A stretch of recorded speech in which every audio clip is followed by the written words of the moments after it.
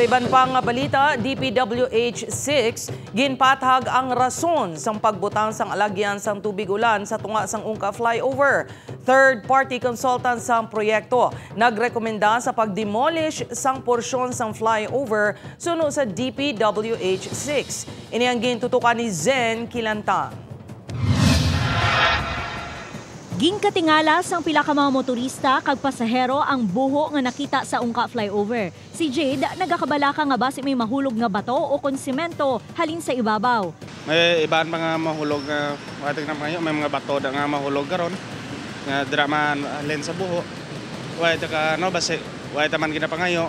Dako ang palamangkutanon sang publiko bangod sang ini nga buho. Apang paathag sang DPWH ginhungod nga ginbuhuan sang kontraktor agod madrain ang tubig diri sa ibabaw sang Ungka flyover.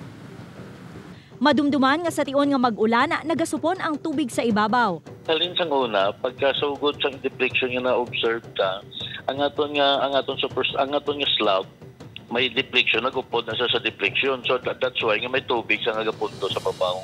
Sunod sa DPWH, ginabanta 15 centimeters ang diameter sang buho nga yara sa tunga sang duha ka piers o vertical support structures agud magtayuyon ang ilig sang tubig.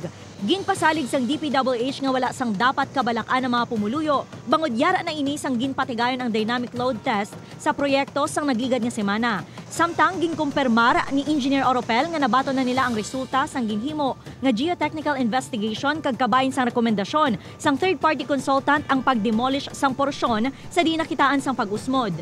Anyway, kung ang rectification ta sang structural intervention as recommended by third-party consultant kasi Engineer Abinales, amo man nagyapon ma-prevail. So regardless kung buuan ta na, definitely liwaton mga sa gyapon ang inaasang superstructure ta.